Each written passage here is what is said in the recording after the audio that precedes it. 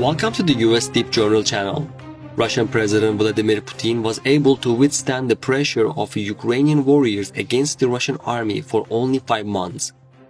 From the beginning of August, the Russian army began to retreat, and after the 50 days total withdrawal of the Russian army, Putin had to put on the table the most risky card for both the Russian army and the Russian people. Dictator leader Vladimir Putin pulled the first trigger of Russian roulette with his decision to mobilize throughout Russia. With the mobilization decision announced by Vladimir Putin on September 21, 2022, Russian citizens began to flock the plane and train tickets. On the first day of the mobilization, thousands of Russian citizens left their country. The remaining Russian locals staged thousands of protests against mobilization and Putin. All of a sudden, things started to go wrong in Russia, where chaos and darkness prevailed. The Russian people had hoisted the flags of revolt, and the Russian army was fed up with Putin's policies. In Moscow Square and the many regions of Russia, Russian citizens continued their preparations for action at full speed. No one in Russia wanted the mobilization decision except for the Kremlin administration and Putin. Especially the statements of the Russian Defense Minister Shoigu about the mobilization decision provoked the Russian people even more. Russian Defense Minister Shoigu announced that in accordance with their mobilization decree, approximately 300,000 volunteers will be recruited into the Russian army. On top of that, many Russian citizens who did not want to go to Ukraine and die targeted Russian military registration offices and government buildings. In Moscow and St. Petersburg, 53 Russian military registration offices were set on fire in one night. Russian citizens destroyed a large part of these military registration offices, which they set fire in order to destroy military documents. The Moscow administration blamed Ukraine for the fires. The Russian leader said the fires in the military offices were the work of Ukrainian agents. This tragicomic statement of Putin indicates that the Russian leader has closed his eyes to events going on in his country. Russian local people started the all-out rebellion movement and set Russia on fire. For the first time since the Second World War, Russia was faced with the decision of mobilization. Russian leader Vladimir Putin had made the events no longer under control. Did Vladimir Putin predict that the mobilization decision he announced would receive such a reaction in Russia? The hottest and loudest action against the mobilization decision in Russia took place at the Russian military registration office in the town of Ask-Alemsk in the Irkutsk region. A gunman stormed this military enlistment office and started shooting bullets. The personnel in the military registration office began to flee uneasily. While the gunman was shooting bullets, he was shouting the words, "No one will fight and now we are all going back to our homes." Outraged by Putin's decision to mobilize, this person fired a shot at the Russian military commissar, the director of the military registration office. The Russian military commissar, who collapsed to the ground in blood, was seriously injured when the bullet hit him. The armed man surrendered after he carried out his action. The Russian military commissar was hospitalized with serious injuries as a result of the attack. It was reported that the gunman introduced himself as a Ruslan Zinin. And it turned out that this person's best friend was called to the Russian army with the decision of mobilization. This act of armed attack, which had a lot of repercussions in the Russian administration, was one of the biggest signs that things were not going well in Russia.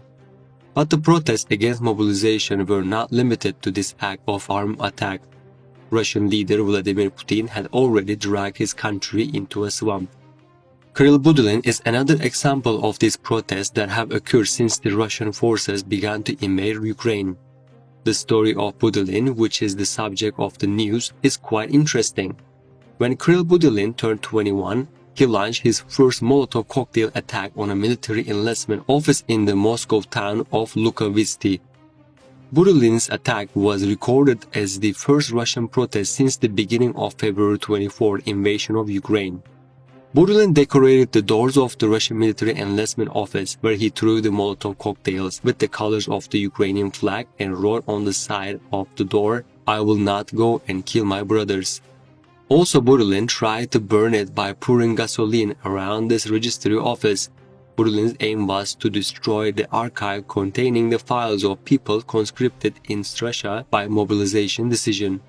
Budilin, who stated that he did not want mobilization in the city of Luhovista, was caught by the Russian security forces on the same day of the attack and was taken into custody. Budilin was brought to the Luhovista police station to be questioned by the Russian security forces. According to the Russian local media, Budilin asked permission from the deposition room to go to the toilet. Budilin, who was allowed by the Russian police and removed his handcuffs, jumped out of the toilet window and started running towards the wire mesh walls of the police station. Later, Budilin managed to escape from the police station by jumping over a 3-meter wire fence and started to move towards the highway in this area.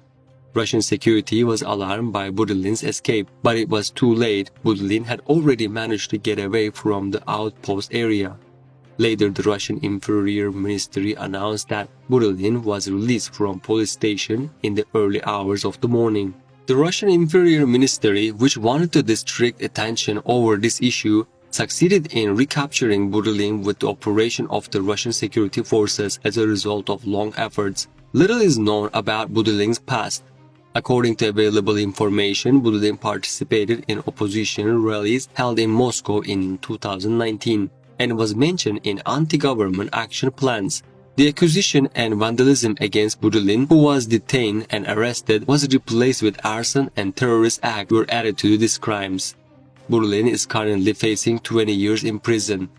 Thanks to his action, Budilin presented an example in Russia and encouraged the Russian local people to fight against mobilization. Since the mobilization decision announced by Russian leader Vladimir Putin on September 21st, 13 Russian military registration offices and 5 Russian government buildings have been burned to the ground by unidentified persons.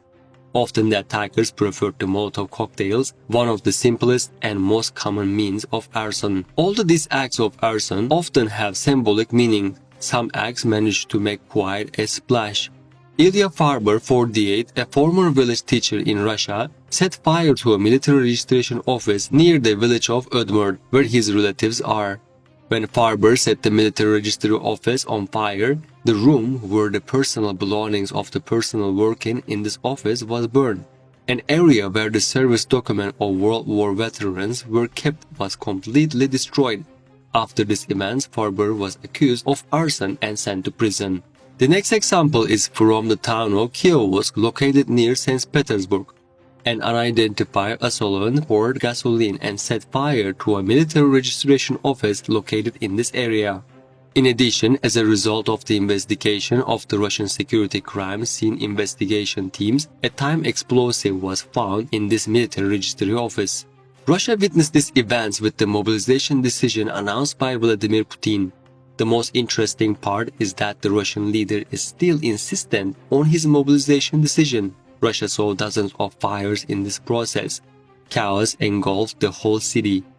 But Vladimir Putin still did not stop the mobilization decision. On the contrary, the Russian Defense Minister Shoigu signaled that the number of 300,000 volunteers to be recruited into the Russian army could increase to 1 million. Thus, things started to get much more complicated in Russia.